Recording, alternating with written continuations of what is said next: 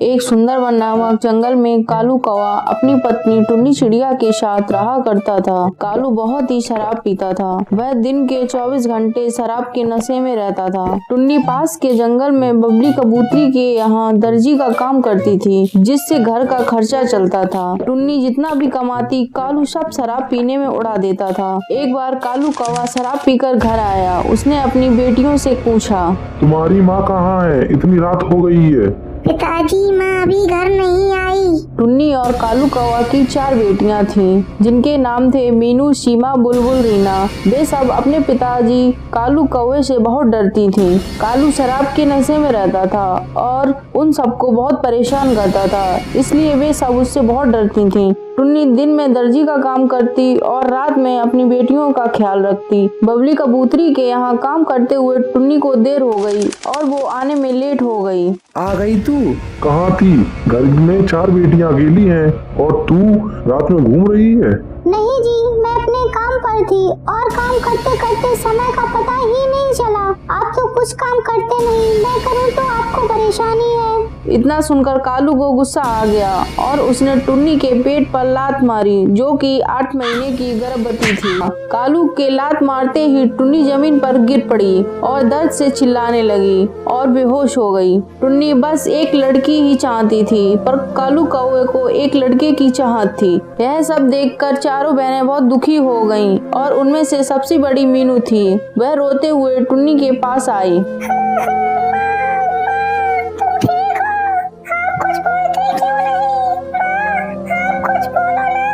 इतना देखकर कालू कौवा घबरा गया। मीनू चिड़िया के पुकारने पर टुन्नी को होश आ जाता है। वह दर्द से करा रही थी। मीनू, तू मुझे अस्पताल ले चल, मुझे प्रसव पीड़ा हो रही है। ठीक है माँ, मैं अभी ले जाती हूँ। इतना कहकर मीनू चिड़िया अपनी माँ टुन्नी को अस्पताल ले गई और अस्पताल में टुन्नी ने एक लड़की को जन्म दिया और सदा सदा के लिए उस जंगल को छोड़ के चली गई। यह देखकर वे चारों बहनें रोने लगीं और वो अकेली पड़ गई। कालू ने भी बहुत शराब पी कर अपने गुर्दे खराब कर लिए और वो एक रात शराब पीकर आया और अगली सुबह जब वह नहीं जागा तो मीनू ने देखा वह भी उस जंगल को छोड़कर जा चुका था। अब मीनू अपनी बहनों के साथ बिल्कुल अकेली थी और सबसे बड़ी जिम्मेदारी उस नन्ही खुशबू चिड़िया की थी, जिसे जन्म लिए बस कुछ ही दिन हुए थे। मीनू चिड़िया और उसकी बहनों ने अपनी माँ टुन्नी और अपने पिता कालू का अंतिम संस्कार किया।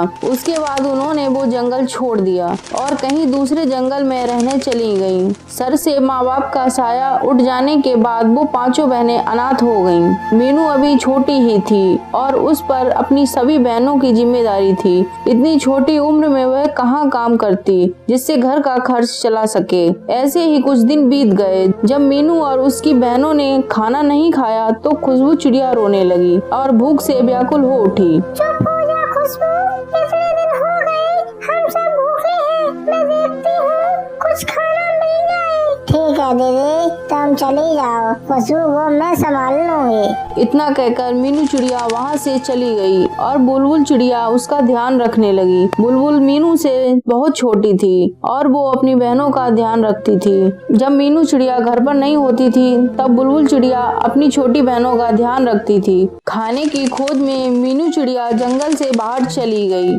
और उसने देखा कि एक घर के बाहर कुछ अनाज सूख रहा था। वह अनाज देखकर बहुत खुश हो गई। अरे, ये अनाज किसका सूख रहा है? चलो मैं इसमें से थोड़ा ले लेती हूँ।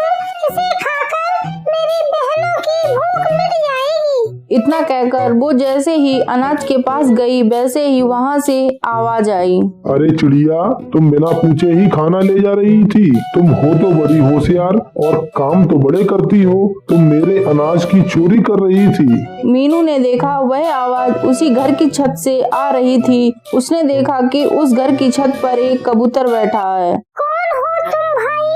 और मैं चोरी नहीं कर रही थी।